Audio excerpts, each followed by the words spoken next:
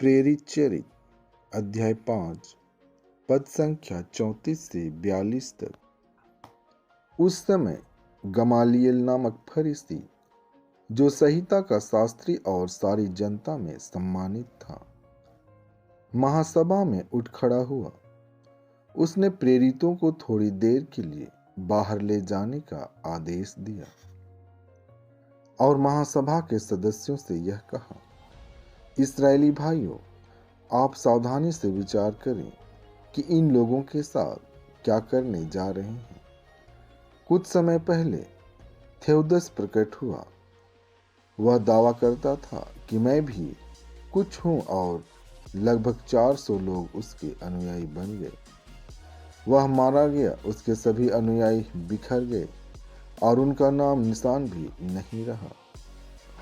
उसके बाद जनगणना के समय यूदस गलीली प्रकट हुआ। उसने बहुत से लोगों को बहकाकर अपने विद्रोह में सम्मिलित कर लिया। वह भी नष्ट हो गया और उसके सभी अनुयायी बिखर गए। इसलिए इस मामले के संबंध में मैं आप लोगों से यह कहना चाहता हूं कि आप इनके काम में दखल न दें और इन्हें अपनी राह चलने दें।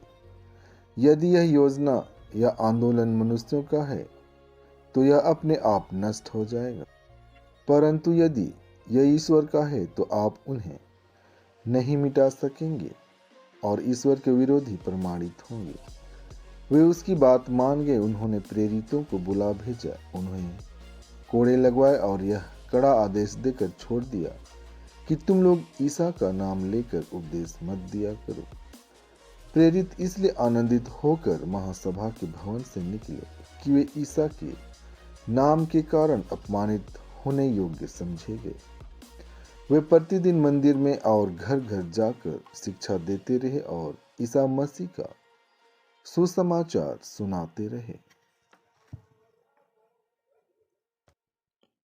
संत योहन आज का पवित्र सुसमाचार अध्याय 6 पद संख्या 1 से 15 तक। इसके बाद ईसा गलीलिया अर्थात तिबेरियस के समुद्र के उस पार गए। एक विशाल जनसमूह उनके पीछे हो लिया, क्योंकि लोगों ने वे चमत्कार देखे थे जो ईसा बीमारों के लिए करते थे। ईसा पहाड़ी पर चढ़े और वहां अपने शिष्यों के साथ बैठ गए। यहूदियों का पास का पर्व निकट था।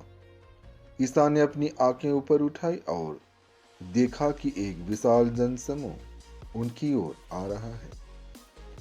उन्होंने फिलिप से यह कहा, हम इन्हें खिलाने के लिए कहां से रोटियां खरीदें? उन्होंने फिलिप की परीक्षा लेने के लिए यह कहा। वे तो जानते ही थे कि वे क्या करेंगे। फिलिप ने उन्हें उत्तर दिया, 200 दिनार की रोटियां भी इतनी नहीं होगी कि हर एक को थोड़ी थोड़ी मिल सके।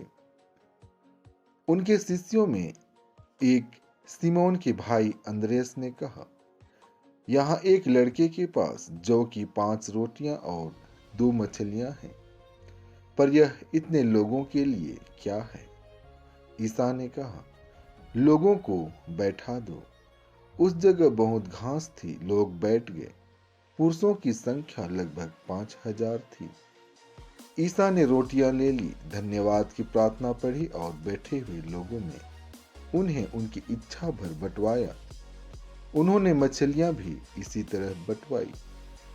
जब लोग खाकर तृप्त हो गए तो ईसा ने अपने शिष्यों से कहा, बचे हुए टुकड़े बटोर लो जिससे कुछ भी बर्बाद न हो। इसलिए शिष्यों ने उसे बटोर लिया और उन टुकड़ों से 12 टोकरे भरे, जो लोगों के खाने के बाद जौ की 5 रोटियों से बच गए थे।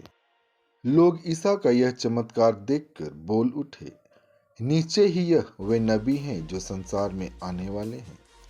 ईसा समझ गए कि वे आकर मुझे राजा बनाने के लिए पकड़ ले जाएंगे, इसलिए वे फिर अकेले ही पहाड़ी पर चढ़ गए। आमीन।